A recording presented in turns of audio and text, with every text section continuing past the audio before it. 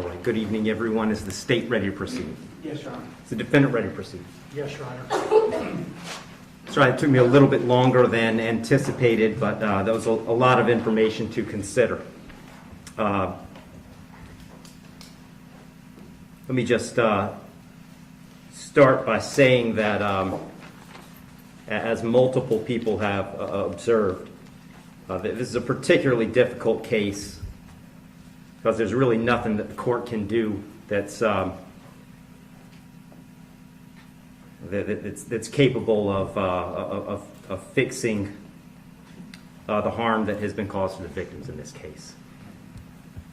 So that being said, I've got to start with the law. I'm bound by the law, and the law gives me a guideline for how to analyze an appropriate sentence in this case. So I want to start with the Camacho case. It's really the first thing I need to address is whether or not the court's going to depart from the minimum in this case, which is 222 months or approximately 18 and a half years in the Florida State Prison as a minimum. The Camacho case, as Mr. Fitzgibbons pointed out and argued, lays out really a three-factor test. Is there a valid legal basis for departure? Is there competent substantial evidence that the facts support an application? Or so do the facts apply to the departure basis that is being asserted?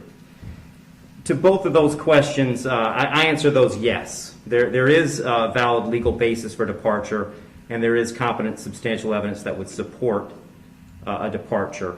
And really, I'd find that as to all of the departure bases argued, with the exception of the disparity argument.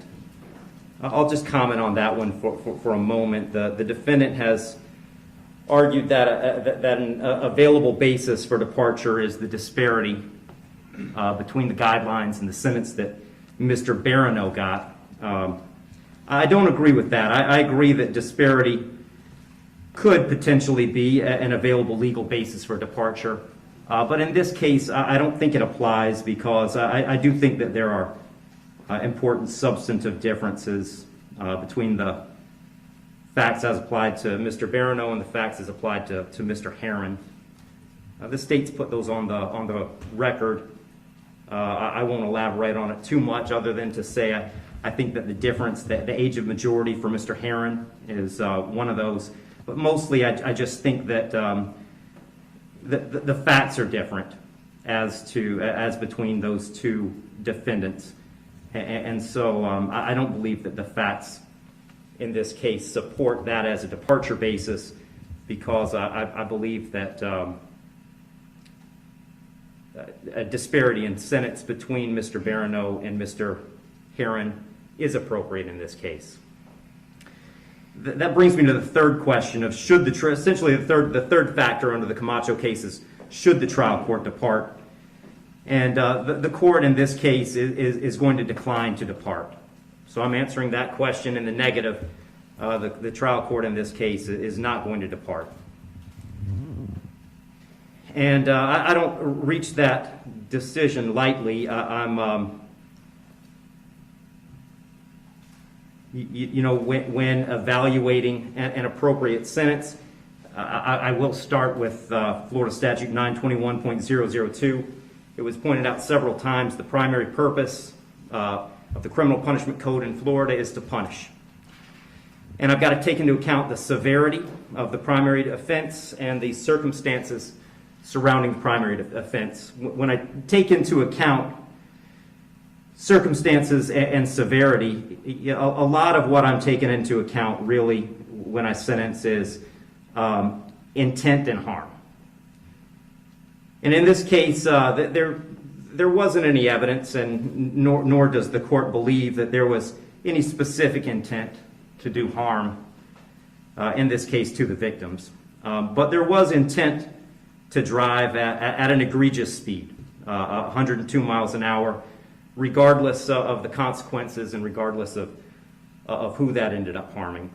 And then the second part of that, the second component, is the harm caused. And in this case, it's just impossible to have greater harm than the harm that occurred in this case, which was the loss of a mother, loss of a baby, and really the loss of a family as it existed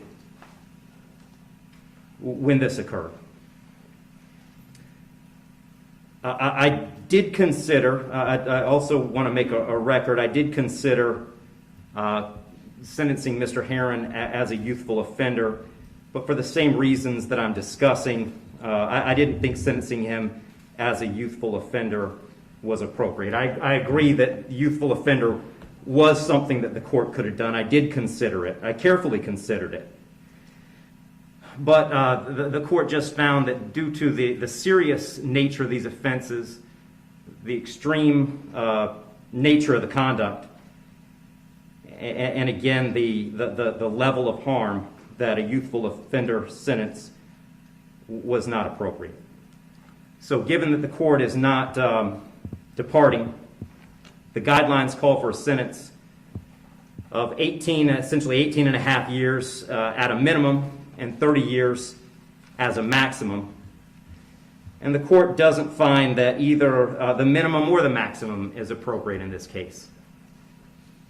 I've said it several times, the serious nature of the offense, egregious nature of the conduct, and mostly the harm that's been caused prevent me from putting this as a bottom of the guidelines minimum case.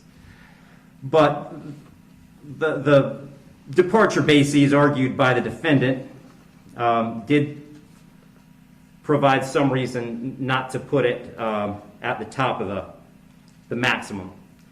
And specifically, the court did take into account that the defendant's 18, certainly responsible for his actions, and he's being held accountable for his actions. But the age of 18, the court finds, is a mitigating factor and shouldn't put this at a maximum. Also, the complete lack of prior criminal history is something that the court considered as preventing this from being at the top. So having said all that, the court is going really toward the middle between the minimum under the guidelines and the maximum punishment permitted under Florida state law. So on count one, vehicular homicide, the court's going to adjudicate the defendant guilty, sentence him to 9 years in the Florida State Prison. On count two, same charge, court will adjudicate the defendant guilty, sentence him to 15 years Florida State Prison, and that'll run consecutive to count one for a total of 24 years Florida State Prison. Count three is a misdemeanor, unlawful racing on a highway, so the court will adjudicate the defendant guilty, sentence him to time served. Give credit for time served, I believe, 2 days. Court will impose mandatory court costs.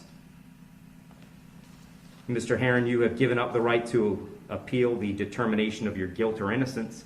You do have 30 days to appeal the sentence of the court. And I'll direct the bailiffs to take Mr. Heirin into custody.